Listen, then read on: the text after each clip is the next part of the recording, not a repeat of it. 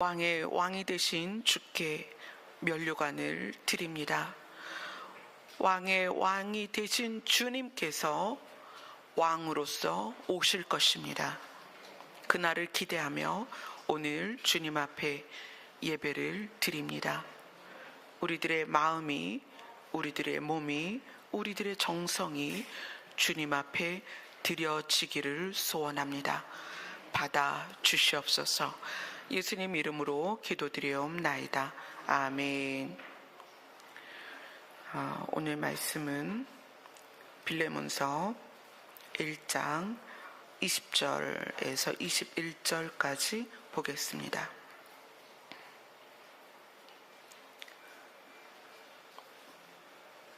빌레몬서 1장 20절에서 21절 다 같이 읽겠습니다. 시작. 오 형제여, 나로 주 안에서 너로 말미암아 기쁨을 얻게 하고 내 마음이 그리스도 안에서 평안하게 하라. 나는 내가 순종할 것을 확실함으로 내게 썼노니 내가 내게 말한 것보다 더 행할 줄을 아노라. 아멘. 사도 바울이 빌레몬에게 편지를 하면서 중요한 내용들을 쭉 얘기했는데, 여기에서는 이제 사도 바울이 자기 감정에 대해서 이야기를 해요. 네가 순종하면 내가 그리스도 안에서 평안하게 될 것 같아. 그러니까 네가 순종하면 내가 평안해질 거야. 이러면서 빌레몬에게 너가 순종할 것을 내가 확신한다라고 이야기를 합니다. 빌레몬이 순종한다는 건 어떤 의미예요? 자기의 집에 재산을 훔쳐서 그리고 분쟁을 일으켜 놓고 도망간 종이 오네시모죠. 그러니까 여기에서의 빌레몬의 순종이라는 것은, 빌레몬이 해야 될 순종이라는 것은 뭐냐면, 오네시모를 빌레몬에게 돌려보냈잖아요. 이 서신을 갖고 가게 했습니다. 빌레몬이 오네시모를 맞이했을 때 우선은 그를 용서하는 거예요. 첫 번째는 종이 주인을 떠난 것, 종이 주인의 물질을 훔친 것, 종이 주인의 가정에 분란을 일으킨 것, 또 어떤 폭력 사태를 일으킨 것에 대해서 오네시모가 1차적으로는 용서하는 거예요. 그 다음에 2차적인 건 뭐냐면 사랑받는 형제로, 이 표현은 이제 빌레몬서 1장 15절에 나오는데, 이건 뭐냐면 이제 오네시모를 종이 아니라 형제로 받아들여라, 그 얘기예요. 그러니까 주인과 종의 주종 관계가 너무 명확했던 이 시대에 바울은 빌레몬에게 굉장히 어려운 것을 지금 부탁하는 거거든요. 근데 이 어려운 것을 부탁하면서 너의 순종이 나를 그리스도 안에서 평안하게 할 거야 라고 이야기를 해요. 그러니까 빌레몬 입장에서는 오네시모를 용서해야 되고, 그 다음에 형제로 받아들여야 되고, 그러니까 주인과 종이 동등한 위치로 여겨져야 된다는 거예요. 그 빌레몬 마음이. 그 다음 게 뭐냐면 바울은 그렇게 말하거든요. 빌레몬을 나에게 다시 오네시모를 나에게 다시 보내서 빌레몬 대신 오네시모가 나를 섬기게 해줘라, 이렇게 얘기해요. 그러니까 어떻게 보면 그때 당시에 바울이라는 사람의 입지가 모든 그 성도들에게서 존경받고 복음에 있어서는 이 시대에서는 가장 위에 있는 위치였어요. 그런데 빌레몬도 바울을 섬기고 싶겠죠. 아마 동역자들은 다 그랬을 거예요. 그런데 바울이 콕 집어서 네 대신 오네시모가 나를 섬기게 했으면 좋겠다, 이렇게 얘기해요. 빌레몬 입장에서는 마치 그냥 느낌상 바울이 빌레몬보다 오네시모를 옆에 두고 싶어 하는 듯한 느낌이에요. 그렇죠? 그러면 빌레몬 입장에서 이 바울의 네가 순종할 걸 내가 확신하는데 그 순종의 내용이 빌레몬 입장에서는 굉장히 어려운 거라는 거예요. 일단은 오네시모를 용서해야 되고 그 다음에는 형제로서 동등한 위치로 오네시모를 올려야 되고 그 다음에는 바울의 동역자로 파송을 해야 되는 거예요. 이게 굉장히 어려운 거죠. 주중에 목사님들 몇 분을 만났는데 그분 중에 한 분이 그런 얘기를 해요. 어떤 큰 교회에서 부목사였다. 그래서 개척을 하는데 본 교회에서 지원도 안 하고 동역자를 파송도 안 하면서 경계를 하는 거예요.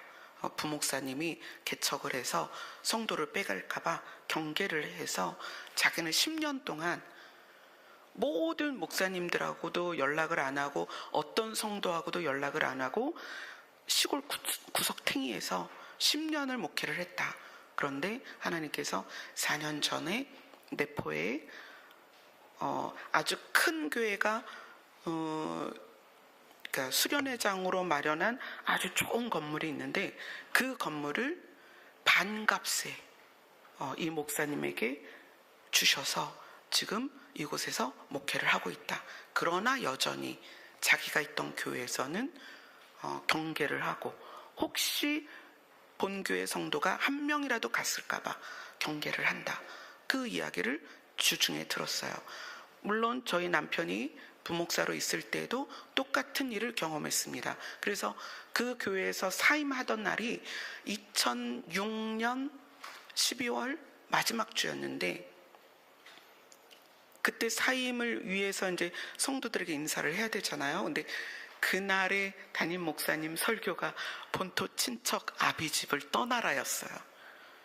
그것이 부목사 가정으로서 그 교회를 사임하고 나가는 입장에서 그 본문이 너무 크게 마음으로 담임 목사님이 우리를 이 지역에 있지 않기를 원하시는구나. 그때는 아직 어디로 가야 될지 어떻게 해야 될지 모르는 상황이었는데 그런 본문으로 말씀을 들었죠.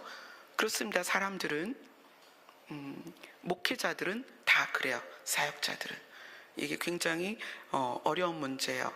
그래서 그런 일을 여러 번 이제 경험을 하고 그리고 이제 지금은 부목사님이시지만 전도사님으로 조현우 목사님께서 오셨을 때 제가 그런 부탁을 드렸어요. 그때 저희가 개척한 지하 구리시에 있던 교회의 담임 목사님, 그러니까 원래 교회 자리였고 그 교회 자리로 저희가 들어간 건데 이사간 목사님도 그런 담임 목회자와 부목사와의 관계로 되게 힘들었던 교회였고 그 교회가 왜 이사를 나가는지의 스토리를 들었기 때문에 그 교회로 들어가서 저희들이 개척을 하면서 제가 가진 생각이 있었어요. 뭐냐면 성도는 오는 것과 가는 것이 하나님의 주권이다. 그렇게 생각했어요. 왜 그러냐면 목회자의 양이 아니고 하나님의 양이잖아요. 그래서 부목사님과 사모님이 이제 전도사님으로 처음 인사를 오셨을 때 이제 제가 그런 부탁을 드렸어요. 우리 교회에 모든 성도가 100명이라면 99명이 전도사님을 따라간다 해도 저는 그것이 하나님의 뜻으로 알겠습니다. 그러니 사역을 내 교회라고, 성도를 내가 담당하는 성도라고 생각하고 사역을 해주셨으면 좋겠습니다. 이렇게 첫 만남에 말씀을 드렸어요. 왜 그렇게 말씀을 드렸냐면, 그때가 이제 남편이 2007년에 개척을 했고 부목사님이 전도사로서 2012년에 오셨는데, 제가 그 말씀을 왜 드렸냐면 저의 초심이 흔들릴까봐, 부교역자를 처음 맞이하는 입장에서 제가 가졌던, 제가 경험했던, 제가 전도사로 또 남편이 부목사로 사역하면서 느꼈던 저의 초심이 흔들릴까봐 2012년에 그렇게 말씀을 드렸어요. 우리 성도가 만약에 100명인데 99명이 전도사님을 따라 나간다 할지라도 그것은 하나님의 뜻입니다. 그러니 모든 성도에 대하여 교회의 어떤 주인의식, 이것을 성도들에 대한 책임감을 가져달라고 말씀을 드렸어요. 근데 지금 바울이 빌레몬에게 요구하는 것은 사실 빌레몬에겐 굉장히 힘든 거예요. 이것을 초월해서 오네시모를 용서하고, 일단은 그 다음에 그를 받아들여서 동등한, 주인과 종이 아니라 동등한 위치로, 인격체로 올리고, 그 다음에는 가장 존경스러운 바울에게 바울의 동역자로 파송하는 것까지 빌레몬이 결심하기는 굉장히 어렵다는 거예요. 그런데 이 빌레몬에게 너가 순종하면 그리스도 안에서 내가 평안하게 될 거다, 이렇게 얘기해요. 우리가 지난주에는 개인적인 그리스도 안에 있는 것에 대해서 이야기를 했어요. 그런데 그리스도 안에는 나 혼자만 있는 게 아니라는 거예요. 그리스도 안에는 우리가 다 같이 들어있습니다. 이거는 이제 여러분에게 말씀드리고, 이거는 저희 가정이에요. 저하고 찬미하고 찬주예요. 근데 저희가 좀 사이즈가 있어서 병을 좀 큰 걸로 했어요. 넉넉하게. 그래서 이렇게 세 사람이 들어있는데, 오늘 말씀은 뭐냐면 우리가 다 주 안에 있습니다. 보이긴 세 송이밖에 없지만 우리 여기 예배드리는 모두가 주 안에 있습니다. 그런데 한 사람이 순종치 않음으로 다른 사람이 평안하지 못하다는 거예요. 주 안에 있는데 개별적으로, 그러나 다시 보면 예수 그리스도 안에 우리가 모두 들어있는 거거든요. 모두 들어있는데 한 사람의 순종치 않음이 다른 사람을 평안할 수 없게 한다는 거예요. 그래서 바울이 빌레몬에게 말하는 거예요. 네가 순종하면 내가 그리스도 안에서 평안하게 될 거야. 이 말씀 앞에서 저 자신도 자유로울 수 없습니다. 제가 그리스도 앞에 순종하지 않으면 저의 순종치 않음이 여러분들에게는 평안이 제거되는 그런 문제가 될 거라는 거예요. 순종한다는 것은 말씀 앞에서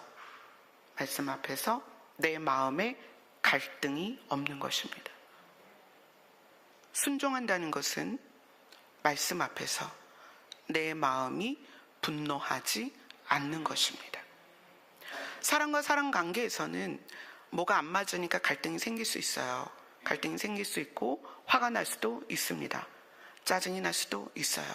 그런데 그 우리의 모든 갈등을 주님 앞에 갔을 때 주님 앞에서도 갈등이 해결되지 않으면 그거는 순종치 않는 것입니다. 만약에 제가 주 안에서 순종하지 않으면 주 안에 있는 저의 자녀들이 고통을 겪게 될 것입니다. 제가 주 안에서 말씀에 대하여 불편하고 그 말씀에 대하여 거역하고 그 말씀에 대하여 분노하고 그 말씀에 대하여 저항할 때 저뿐만 아니라 저의 아이들이 주 안에서 고통을 당하게 될 거라는 거예요. 그래서 우리 모두가 빌레몬의 위치에서 생각하셔야 됩니다. 나의 순종치 않음이 누군가에게 고통을 줄 수 있다. 나의 순종치 않음이 공동체를 힘들게 할 수 있다. 나의 순종치 않음이 가정을 깨트릴 수 있다. 나의 순종치 않음이 아내나 남편이나 배우자를 눈물 흘리게 할 수 있다. 나의 순종치 않음이 나의 자녀를 병들게 할 수 있다. 나의 순종치 않음이 나의 부모를 눈물 지게 할 수 있다. 그래서 바울은 네가 순종할 걸 나는 확신해. 아니 오히려 너는 내가 말한 것보다 더 할 거야 라고 바울은 빌레몬에 대해서 이야기를 했습니다. 그래서 빌레몬은 이 빌레몬서를 받으면서 어떠했을까요? 오네시모가 편지와 함께 등장했으니까 편지와 함께 등장하고 편지를 읽으면서 오네시모에게 어떻게 해야 될지를 깨닫고 그대로 했겠죠. 그대로 했을 거예요. 그렇기 때문에 빌레몬이 나중에 순교의 자리까지도 나아갔으니까요. 그래서 이 문제를 우리가 좀 더 골로새서를 통해서 보도록 하겠습니다. 골로새서 3장으로 갑니다.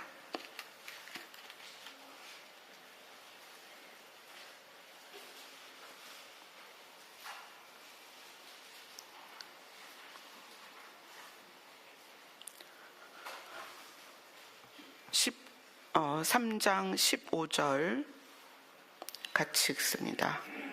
골로새서 3장 15절입니다. 시작. 그리스도의 평강이 너희 마음을 주장하게 하라.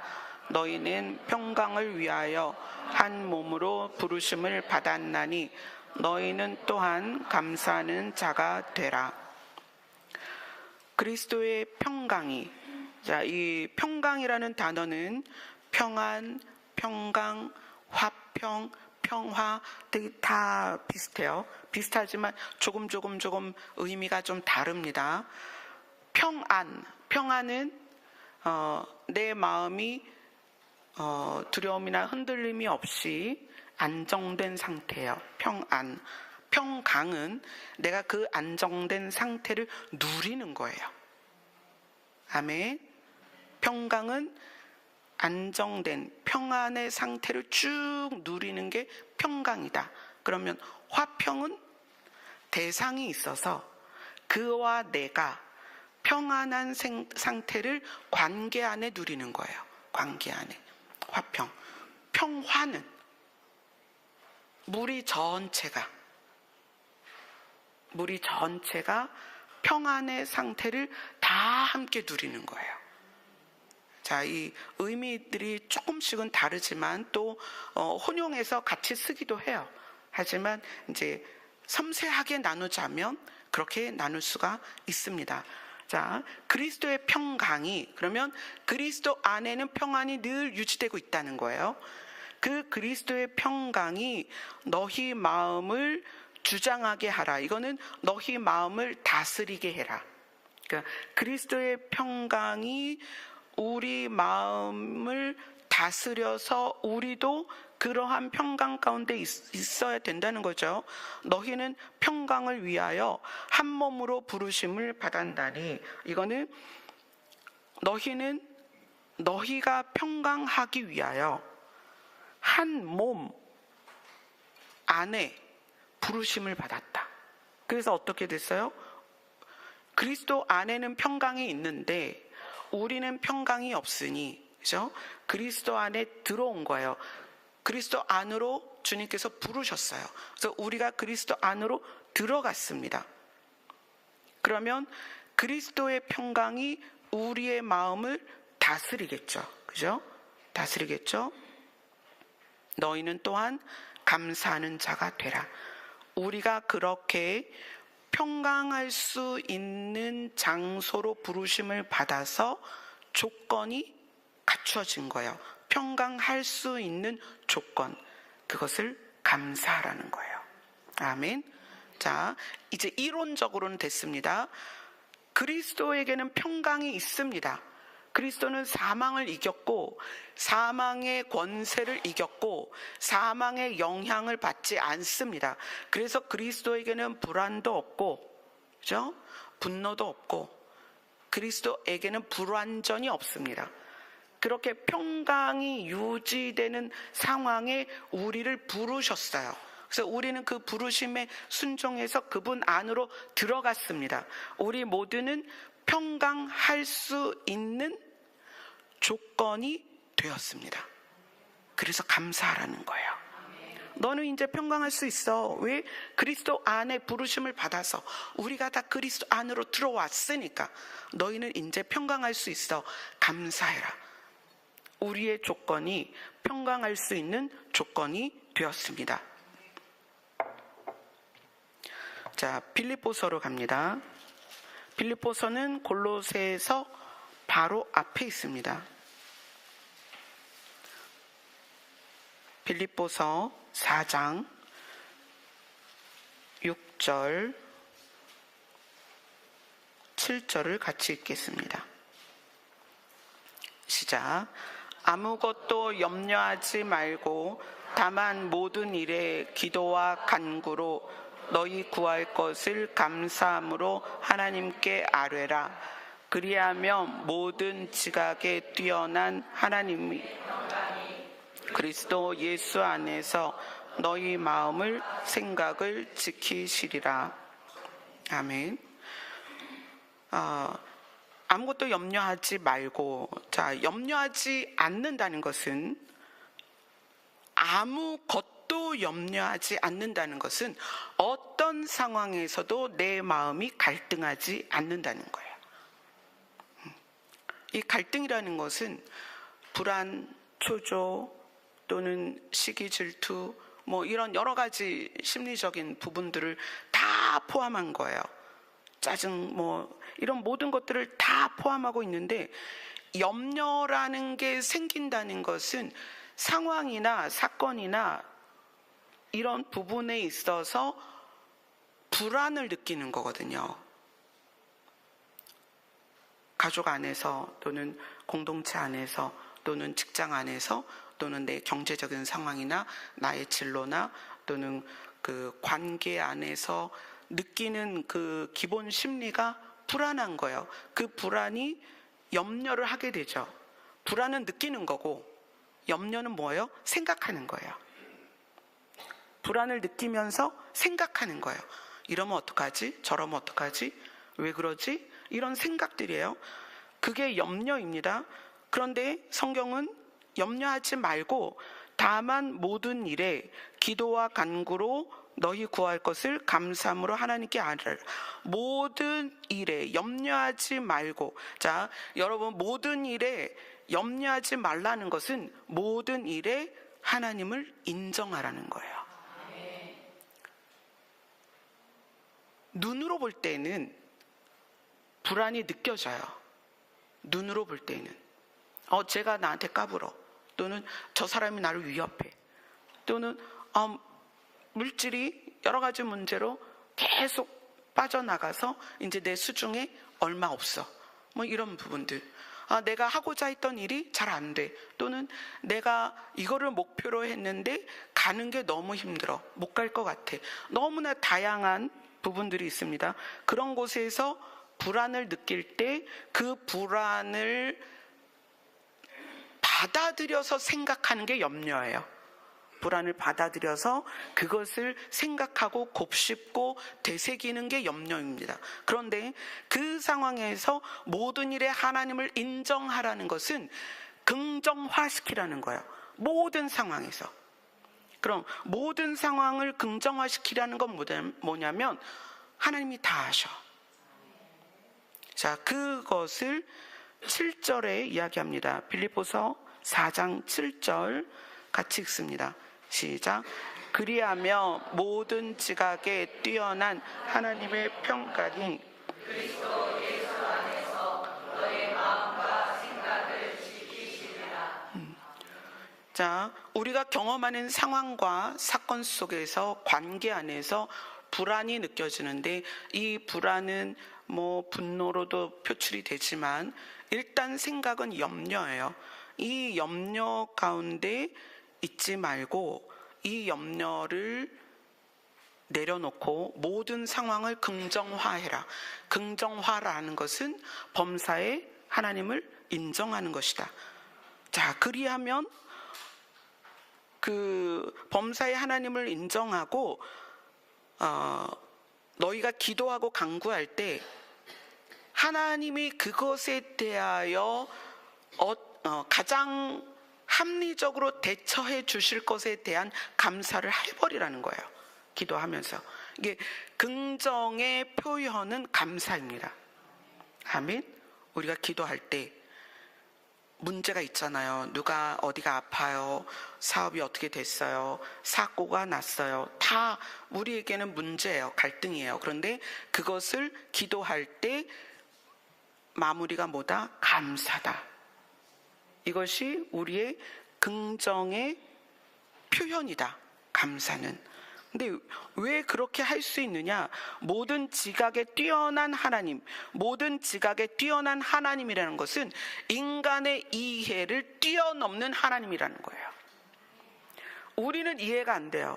왜 나에게 이런 일이 있죠? 우리 그렇게 말할 수 있어요. 왜 저 사람이 저러죠? 왜 우리나라에 이런 일이 있죠? 우린 그렇게 질문할 수 있습니다. 그런데 하나님은 우리의 이해를 뛰어넘는 분이다. 아멘. 우리 다 같이 합니다. 하나님은 우리의 이해를 뛰어넘는 분이다. 아멘. 하나님은 우리의 이해를 뛰어넘기 때문에 그 하나님은 모든 걸 다 아시고 모든 걸 다 보시고 모든 걸 다 다스리시고 모든 것을 다 통제하시며 모든 것을 선하게 이끌어 가시는 분이다. 아멘. 그래서 때로는 피할 길을 주시고 때로는 우리의 손을 잡아주시고 때로는 하나님의 손으로 덮으시고 때로는 하나님께서 우리에게, 여러분, 문제나 사건이 우리에게 있다는 것이 나쁜 게 아니에요. 왜냐하면 문제와 사건을 건너가면서 우리에게 힘이 생깁니다. 문제와 사건을 지나가면서 지혜가 생겨요. 문제와 사건을 통과하면서 면역력이 생긴다는 거예요.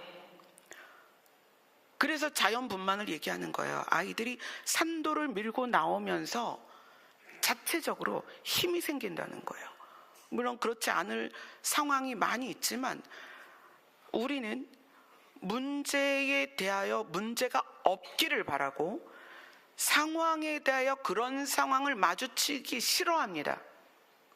그러나 하나님은 그것을 통해서 우리를 살리시고 강하게 하시고 잘하게 하시고 성숙하게 하십니다.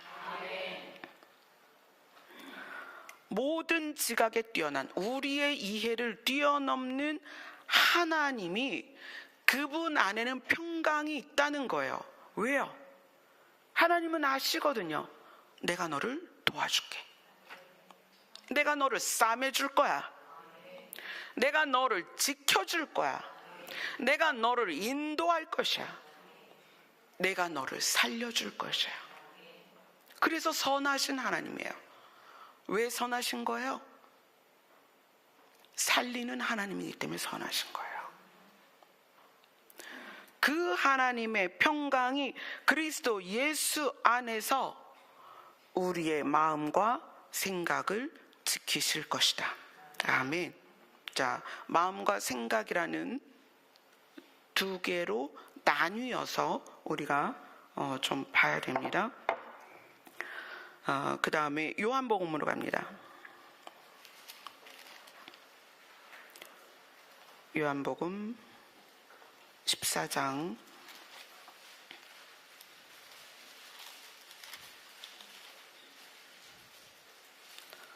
26절, 27절입니다. 같이 읽습니다. 시작. 보혜사 곧 아버지께서 내 이름으로 보내실 성령 그가 너희에게 모든 것을 가르치고 내가 너희에게 말한 모든 것을 생각나게 하리라. 평안을 너희에게 끼치노니 곧 나의 평안을 너희에게 주노라. 내가 너희에게 주는 것은 세상이 주는 것과 같지 아니하니라. 너희는 마음에 근심하지도 말고 두려워하지도 말라. 예수님 안에는 하나님의 신성이 충만합니다. 예수님 안에는 그래서 성령이 계시다는 거예요. 그래서 우리가 예수님 안에 들어가면 성령이 우리 안에 충만해집니다. 아멘. 주세요 주세요 해서 성령이 들어오는 것이 아니고 우리가 예수를 믿으면, 예수 그리스도를 우리 안에 받아들이면, 그것이 예수 그리스도를 우리 안에 받아들이고 믿는다는 것이 곧 우리가 예수 그리스도 안에 들어가는 거예요. 근데 예수 그리스도 안에는 누가 계세요? 하나님의 영 성령이 충만하시다는 거예요. 그죠? 그래서 우리는 예수 그리스도 안에 있으면 우리 안에 성령께서 임재하시는 거예요. 아멘. 이것을 뭘 어떻게 해서 막 받아야 된다라고 생각하지 마세요. 우리가 그리스도 안에 있으면 하나님의 영이 우리 안에 계십니다. 아멘. 그런데 그 하나님의 영이 우리를 가르치시는데 무엇으로? 예수님이 우리에게 말씀하신 것으로 가르치시고 그것이 생각나게 한다는 거예요. 그것이. 그리고 말씀이 생각나면 예수님의 평안, 예수님이 가지고 있는 심리 상태는 늘 평안이죠. 이 평안이 우리에게 와서 우리가 마음에 근심도 걱정도 두려움도 없게 할 거라는 거예요. 이 평안이 유지되는 게 뭐다? 평강이다.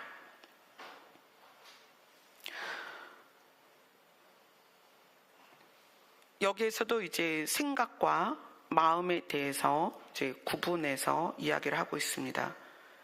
예수 그리스도의 말한 모든 것이 생각나게 할 것이고 그것이 너희에게 평안을 줄 것이다.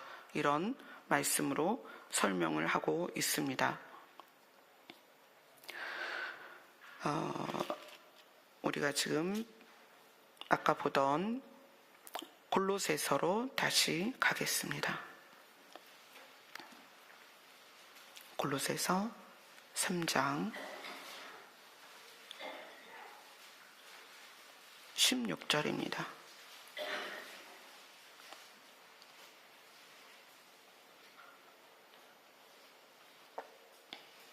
요한복음 14장 아까 읽은 말씀과 골로새서 3장 16절, 17절은 같은 말씀이에요. 16절, 17절을 같이 읽겠습니다. 시작. 풍성이 거하여 모든 지혜로 피차 가르치며 권면하고 시와 찬송과 신령한 노래를 부르며 감사하는 마음으로 하나님을 찬양하고 또 무엇을 하든지 말에나 일에나 다 주 예수의 이름으로 하고 그를 힘입어 하나님 아버지께 감사하라. 그리스도의 말씀을 우리는 지금 함께 나누고 있습니다. 그리스도의 말씀을 함께 나누는데 이것이 처음에 입력되는 것은 사실은 지식입니다. 지식으로 받아들이죠. 그러나 하나님의 말씀은 살아있는 말씀이에요. 그 살아있는 말씀이 우리의 마음에 차곡차곡 담겨집니다.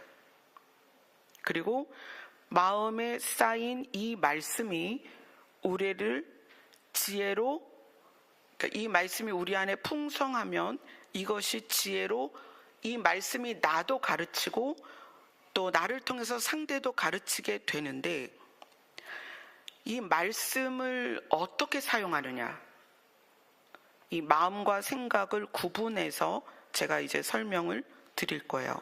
자, 16절은 마음에 대한 부분이고 17절은 이렇게 얘기해요. 또 무엇을 하든지 말에나 일에나. 이 말에나 일에나 이건 무슨 이야기냐면, 너희가 말이나 행위로 무엇을 하든지, 이런 표현이에요. 너희가 말이나 행위로 무엇을 하든지 다 주 예수의 이름으로 하고, 이것은 너희가 말이나 행위로 무엇을 하든지 예수님이 하신 말씀으로 하고. 그렇게 하면 조금 이해가 되죠? 너희가 어떤 말을 하든 어떤 행위를 하든 너희 마음속에 쌓여있는 말씀으로 해라. 아멘.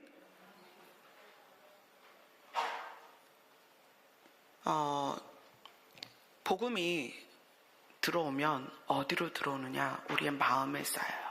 그런데 마음에 쌓이는 것과 생각은 굉장히 다릅니다. 우리가 그리스도 안에 있으면 그리스도 안에 있기 때문에 우리의 마음이, 양심이 살아났어요. 왜냐하면 양심은 하나님께서 태초에 하나님의 형상으로 만든 거기 때문에 그리스도 안에 있어야 우리의 양심이 살아납니다. 그리고 복음을 들으면 이 마음 안에 그 복음이 쌓여요. 근데 문제는 뭐냐면, 생각은 우리의 지식과 경험에서 운영된다는 거예요. 말씀은 마음에 있는데 생각은 내 지식과 경험에 의해서 운영되는 거예요. 그럼 불순종은 뭐냐?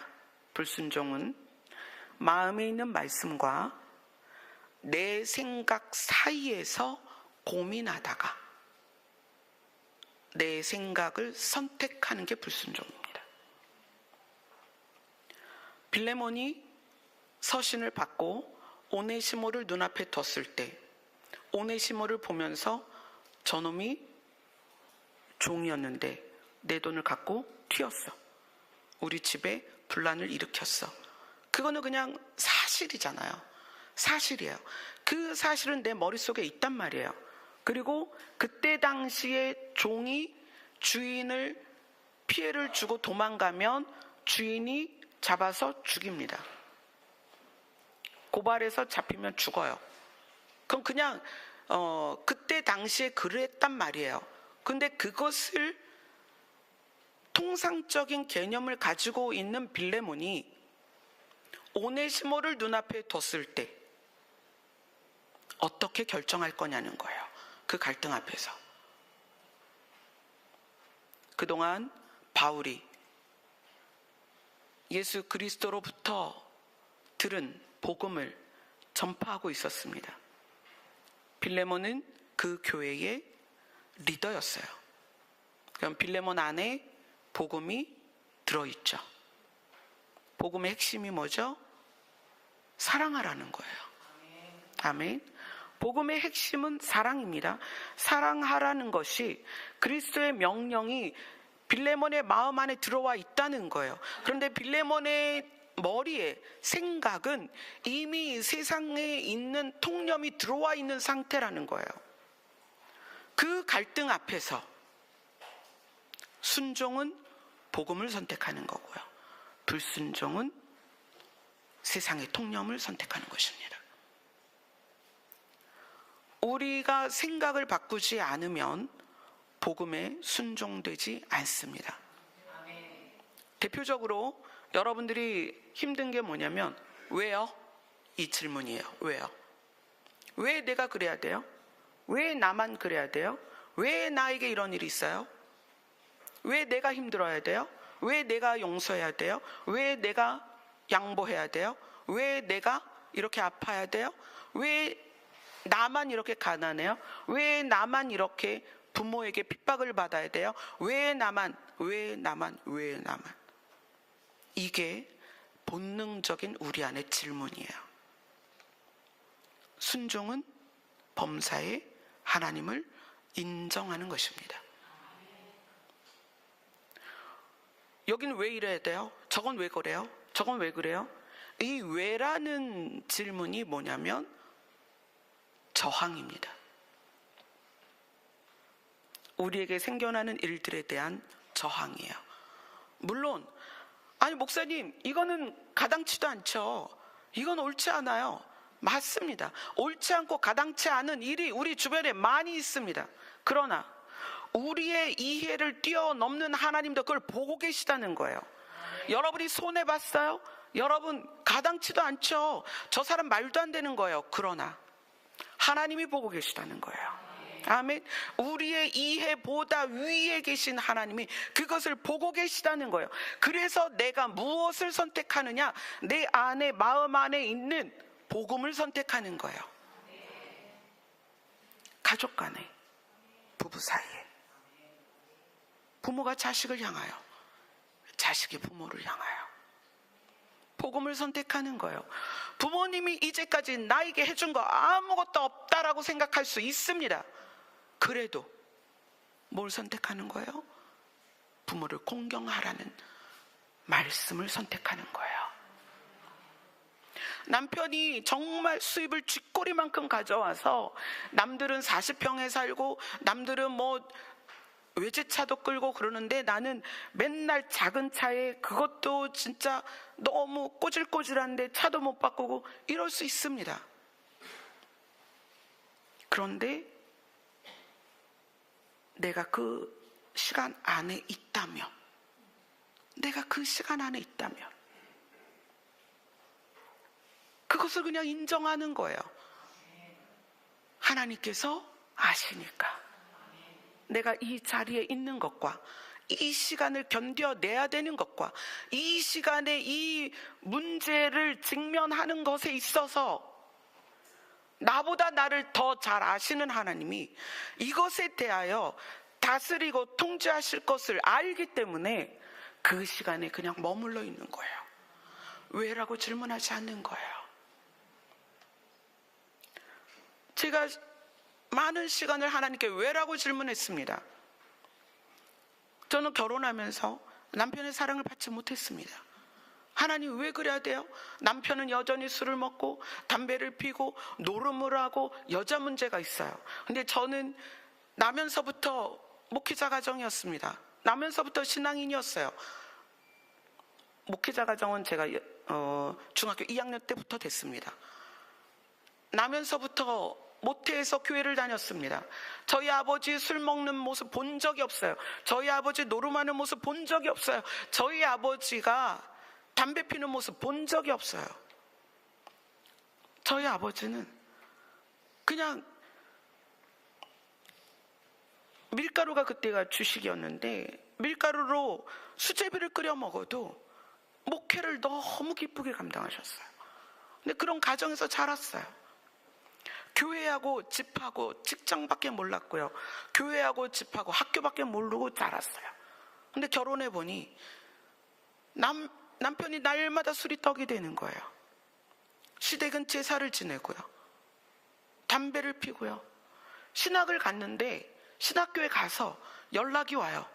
맥주 좀 사다 놔라. 그러면 마트에 가요. 어떻게 해요? 신학생 남편이 맥주를 사오라는데. 시장 바구니 안에 맥주 보일까봐 속 안에 넣어서 그렇게 맥주를 냉장고에 넣어놔요. 시원하게. 그 갈등이 여러분 말도 못합니다. 죽겠어요. 하나님은 어떻게 해야 돼요? 왜 이래야 돼요? 남편은 언제 바뀌어요?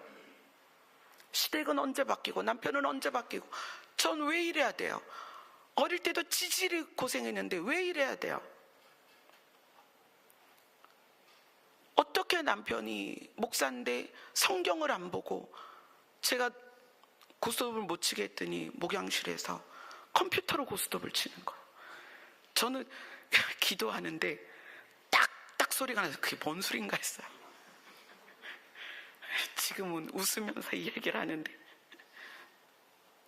그러면서 무슨 우악 하는 소리가 나서 목양실을 들여다봤더니 컴퓨터로 고스톱을 치면 그 고스톱 그 화토장 이렇게 하는 소리가 딱 하고 나더라고요. 딱. 그리고 그게 뭐 그 고돌이가 되거나 그 전문 용어 전문 용어라 제가 잘 모르는데 뭐가 되면 거기서 막 박수 소리가 나고 와 그러고 그래요. 돈 따면 또 와 그러고 그 제가 볼 때 그러니까 하나님은 아닌데 제가 볼 땐 너무 한심해 보이는 거예요. 그 하나님 저 남편이 왜 저래요? 도대체 목회자인데 저러고 살아요. 어떡하면 좋아요? 그랬었어요. 근데 저의 이해를 뛰어넘는 하나님이 저에게 말씀하시는 거예요. 남편을 한 발도 앞서지 마라. 네가 남편보다 기도를 더해서 네가 교만하니? 차라리 기도하지 마. 나 그런 기도 안 받아. 네가 남편보다 성경 많이 본다고 남편을 판단하니? 성경 보지 마. 차라리 네가 남편을 판단하지 않을 거라면 네가 성경 안 보는 게 나아. 나 그거 안 받을 거야. 남편이 1시간 기도하면 넌 50분만 해. 그래야 남편을 판단하지 않지. 남편이 성경을 10분 보면 넌 9분만 봐. 그래야 남편을 판단하지 않지. 남편을 한 발도 앞서지 마라. 제가 얼마나 교만한지 그때 알았어요. 제가 수없이 왜라고 부르짖었던 그것이 하나님의 생각이 사람의 생각과 다르고 하나님의 깊이가 사람의 깊이와 다르며 하나님의 선하심이 우리의 알량한 선함보다 다르다는 거예요. 순종이 뭐냐? 마음에 갈등이 없는 거예요. 예스라고 하는 거예요. 무엇에 근거한? 말씀에 근거한. 그래서 생각으로 염려가 되거나 생각으로 분노하거나 생각으로 짜증나거나 생각으로 원망이 되거나 생각으로 열등감이나 수치가 막 올라올 때 마음 안에서 복음을 꺼내는 거예요. 내가 너를 사랑한다. 내가 너를 위해 나의 목숨을 버렸다. 내가 너를 지켜줄 것이다. 이 세상은 그런 곳이야. 내가 너를 나의 나라로 데려갈 것이야. 성경은 그렇게 표현합니다. 우리를 아들의 나라로 데려갈 것이다. 여러분 20살 이상은 잘 들으세요. 자, 20살 이상 손 들으세요. 자, 몇 분 계신지 보려고요. 20살 이상 다 손 드세요. 네, 엄청납니다. 손 내리세요. 대부분이에요. 자, 20살 이상은 잘 들으세요. 나는 성인이다. 자, 따라합니다. 시작. 나는 성인이다.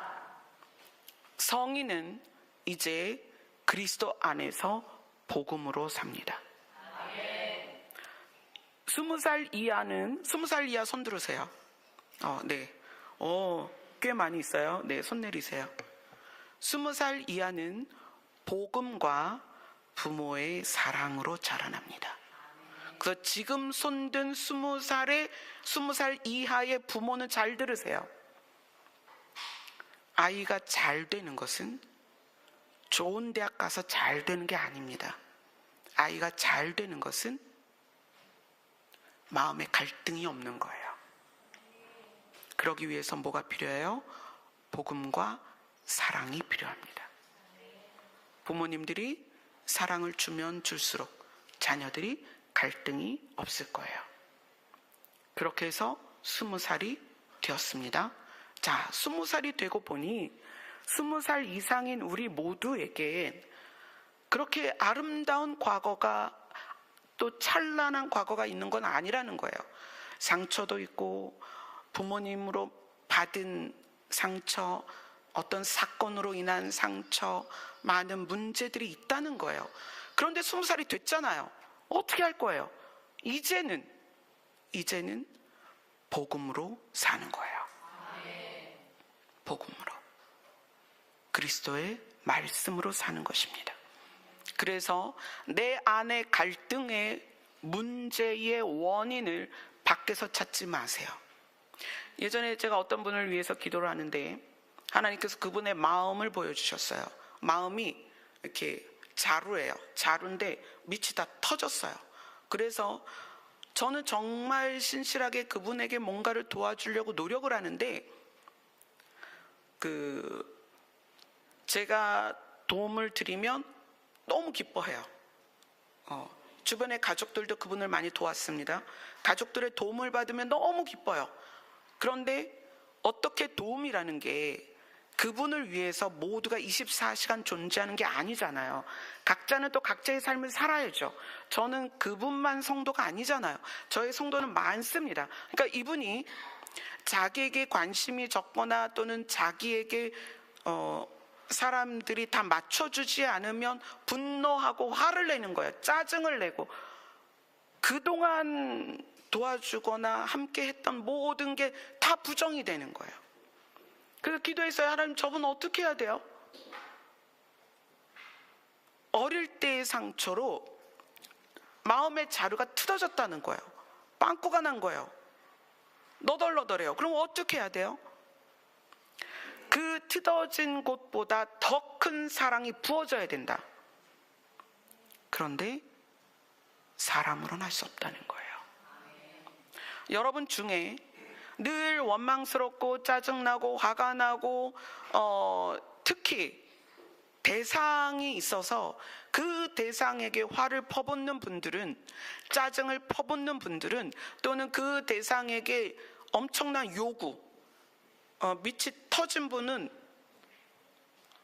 마음의 허전함 때문에 뭔가를 계속 요구하거든요. 그런 분들은 잘 들으세요. 그것은 대상에게서 해결할 수 없다. 사람에게서 해결할 수 없다. 마음이 터진 것은 물질로도 해결이 안 되고 어떤 일시적인 보상으로도 해결이 안 된다. 그 마음이 터진 사람이 원하는 행복은 아이스크림 같은 거다. 영원하지 않다. 늘 받을 땐 기쁜데 사라지면 화가 나고, 받을 땐 기쁜데 없으면 짜증나고, 이게 반복되는 거예요. 그러면 그 터진 마음을 어떻게 해야 된다? 진리로 채워야 되는 거예요. 그래서 짜증나고 화가 날 때 20세 이상이니까 저를 포함해서요. 저를 포함해서 우리 모두는 생각으로 가지 말고 복음으로 가는 거예요. 거기에서 말씀을 꺼내고 그 말씀에 순종되는 거예요. 이것이 성경은 뭐라고 말하냐면 진리가 너희를 자유케 할 것이다. 여러분의 마음의 상처, 그것이 상처를 준 대상이 무릎 꿇고 빈다고 해결이 될까요? 안 돼요. 보면 또 생각나고, 보면 또 생각나고, 보면 또 생각나요. 그래서 어떻게 해야 돼요? 진리를 내 머리통 속에 가르쳐야 돼요. 진리로 가르친다. 자기의 감정을 꺼내세요. 부모가 원망스러워요? 그게 내 감정이죠. 진리를 꺼내세요. 진리에 순종하세요. 부모를 공경해라. 아멘. 만약에 아내나 남편이 원망스럽다, 진리를 꺼내세요. 말씀에서 뭐라고 그래요? 아내를 연약한 그릇처럼 잘 대해주라는 거예요. 집에 그릇들이 조금씩 줄어들죠? 그렇지 않아요? 집에 그릇이 늘어나나요? 왜 줄어들어요? 깨져서 줄어들어요. 그래서 특히 유리그릇 같은 거는 조심조심 사용하죠. 아내는 깨지는 그릇 같다는 거예요. 남편분들은 아내를 정말 소중하게 다루어 줘야 돼요. 또 아내들은 남편이 누구다? 내 머리다. 기억하셔요. 남편이 누구다? 내 손발이다? 아니요, 내 머리다. 이거 잊어버리시면 안 돼요. 남편은 내 머리다. 그럼 머리가 결정하고 생각하는 거다. 나는 따라주면 되는 거예요. 그럼 머리가 나쁘면 손발이 고생해요. 근데 어떻게 하겠어요? 그 머리를 선택한 게 난데 그거 어떻게 하겠어요? 내 팔자련이 하고 그냥 사세요. 받아들이세요. 왜라고 하지 마세요. 아니, 왜는 당신은 하는 일마다 그렇게 못하고 당신은 왜 하는 것마다 그 모양이고, 그러지 마세요. 내가 그 머리에 손발이 되기를 자처했다는 거예요. 누가 잡아다가 결혼시켰어요? 아니잖아요. 그죠? 우리가 자원했단 말이에요. 그러면 내가 자원한 자의 손발이니까 그냥 그렇게 사세요. 그 대신 하나님께 간구하는 거죠. 하나님, 머리를 좀 좋게 해주실 수 없을까요? 하나님의 지혜가 내 머리에 좀 부어져서 그 머리가 바뀌어서 손발이 좀 고생 좀 안 하게 기도하세요. 하나님이 내 귀에 들린 대로 시행하리라. 그러면 머리를 선하게 이끌어 가시겠죠. 그럼 손발이 살아나겠죠. 원칙은 진리라는 거예요. 절대 바뀌지 않습니다. 우리가 인종도 다르고 나라도 다르고 민족도 다르고 사람의 성향도 다르고 마을도 다르고 그 집의 가문도 다르고 유전자도 다르지만 진리는 모두에게 동일하게 적용됩니다. 그래서 사람이 살 수 있는 유일한 길이 진리라는 거예요. 진리는 뭐다? 하나님의 말씀이다. 예수님이 말씀이 육신이 되어 오신 분이다. 그러니까 예수님이 말씀이에요. 그래서 하나님의 영은 우리에게 미래를 알려주고 점을 치고 너 내일 뭐가 생길 거야 말 거야 이런 게 아니라 하나님의 영은 예수님의 말씀을 생각나게 하신다. 그래서 순종치 못하는 우리를 그 말씀으로 순종케 하시는 거예요.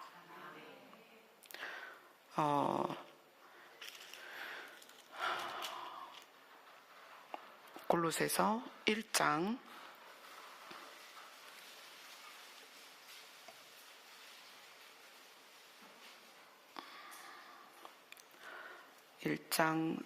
4절부터 6절까지 읽겠습니다.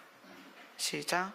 이는 그리스도 예수 안에 너희의 믿음과 모든 성도에 대한 사랑을 들었으며 너희를 위하여 하늘에 쌓아둔 소망으로 말미암으니 곧 너희가 전에 복음 진리의 말씀을 들은 것이라. 이 복음이 이미 너희에게 이름에 너희가 듣고 참으로 하나님의 은혜를 깨달은 날부터 너희 중에서와 같이 또한 온 천하에서도 열매를 맺어 자라는도다. 아멘. 우리가 그리스도 안에 있지만 우리가 똑같이 자라는 건 아닙니다. 우리가 그리스도 안에 하나님의 신의 충만함 안에 있지만 하나님의 영이 우리 안에 계셔서 우리로 말씀을 생각나게 하시지만 그것이 내 생각을 바꾸지 않으면 우리는 자라지 못하고 열매를 맺지 못합니다. 그래서 여러분들이 날마다 뭘 하셔야 되냐면 내가 무슨 생각을 하고 있는가, 그 생각에 의해서 말과 행동이 나오기 때문에 내가 무슨 생각을 하고 있는가, 그래서 그 생각을 여러분들이 스스로 내 생각을 검증하셔야 되고 그 다음에 진리에서 내 생각과 바꿀 걸 찾으셔야 돼요. 그리고 그 진리를 꺼내서 그것을 나에게 가르쳐야 됩니다. 제가 찬미랑 대화하면서 그런 얘기를 많이 해요. 질문하지 마라. 왜냐하면 그 질문이 예를 들어서 엄마 나 구원받을 수 있을까? 그런 질문. 그러면 이미 받은 구원에 대하여 질문을 하니까 그 질문이 옳지 않은 거예요. 그러니까 우리의 질문이 말도 안 되는 질문이 너무 많다는 거예요. 질문하지 마세요. 그래서 하나님은 우리의 이해를 뛰어넘는 분입니다. 그래서 질문하지 말고 그 다음에 내가 가지고 있는 많은 가동되는 생각들이 오류에서 출발된 생각들이다. 오류. 잘못 들은 것과 잘못 입력된 생각에서 출발한 수많은 생각들이다. 그래서 결론이 없어요. 그 생각 안에 파묻혀 산단 말이에요. 그래서 질문하지 말고, 생각은 대부분 질문에서 또 시작하거든요. 쟤가 나한테 왜 저러지? 야, 너 왜 그래? 질문이에요. 근데 왜 부모님들 애들한테 그러잖아요. 너 왜 그러니? 그 질문에 애들이 뭐라고 대답할까요? 대답 못해요. 우리가 흔히 하는 질문이 대답할 수 없는 질문이 너무 많다는 거예요. 그래서 진리로 내 생각을 가르쳐라. 그래서 진리로 나를 가르치는데, 그럼 진리로 나를 어떻게 가르쳐요? 예를 들어서, 예를 들을게요. 엄마, 나 구원 받았을까? 당연히 구원 받았지. 예수님이 네 안에 계시고 네가 예수님 안에 있어. 그럼 구원이 의심스러울 때 진리로 나를 가르치는 거예요. 나는 예수님을 믿어. 믿음으로 구원 받았어. 믿음으로 나는 하나님의 나라까지 갈 수 있어. 가르쳐야 되는 거예요. 그래서 성경은 우리를 바르게 합니다. 근데 그 바르게 함이 생각부터 바뀌어야 된다는 거예요. 조현병이나 우울증이나 많은 뇌로 인한 질병들이 있습니다. 그래서 약을 먹어요. 그건 뇌를 안정시키기 위해서, 그러니까 뇌의 신경 전달 물질들을 안정시키기 위해서 약을 먹습니다. 그러나 그것이 생각을 바꾸는 건 아니라는 거예요. 그 생각을 바꾸는 거는 내 노력입니다. 여러분이 긍정적이지 못하고 부정적이다? 여러분 탓입니다. 환경 탓이 아니에요. 나는 부모에게 사랑받지 못해서 내가 부정적이야. 나는 남편이 이래서 내가 부정적이야. 아내 때문에 내가 부정적이야. 아니요. 부정적인 것은 내 탓입니다. 그럼 부정은 뭐예요? 왜라고 저항하는 거예요. 긍정은 뭐죠? 범사에 하나님을 인정하는 것이다. 왜라는 질문이 올라올 때, 분노가 일어날 때 내 마음 안에서 무엇을 꺼낸다? 진리를 꺼낸다. 그 다음에 어떻게 한다? 나에게 가르친다. 여러분을 제가 가르쳐도 여러분 자신이 자기를 가르치지 않으면 소용이 없어요. 목사님 얘기 듣고 집에 가서 다 잊어버려요. 그리고 또 대판 싸우는 거예요. 왜 그래요? 내가 나를 가르치지 않기 때문이에요. 성경을 아무리 많이 알고 내가 성경의 박사가 되어도 생각에 가르치지 않으면 나는 여전히 저항하며 부정적입니다. 이건 왜 그렇고, 이건 왜 그렇고, 저 사람은 왜 그렇고, 엄마는 왜 그러고, 아빠는 왜 그러고, 이 왜라는 질문이 많은 사람은 다 부정이에요. 저항하는 거예요. 빌레몬의 순종이 바울을 그리스도의 평안을 누리게 합니다. 자, 따라합니다. 나의 순종이 가족을 평안하게 합니다. 아멘. 범위를 넓히면 나의 순종이 교회 공동체를 평안하게 합니다. 더 범위를 넓히면 나의 순종이 대한민국을 평안하게 합니다. 어디 안에서? 그리스도 예수 안에서. 이건 무슨 얘기냐면 발바닥에 물집이 잡혔어요. 많이 걸어서. 그럼 발바닥에 물집 잡히거나 아니면 가시가 찔린 거나 그것으로도 온몸의 고통을 당하는 거거든요. 그렇다고 발 잘라버려요? 그럴 수는 없으니까. 그렇죠? 우리가 주 안에서 너 나가 이럴 수는 없잖아요. 예수님은 모두를 품고 있는데 그 안에서 우리가 각자의 순종이 상대를 살립니다. 아멘. 기도하겠습니다.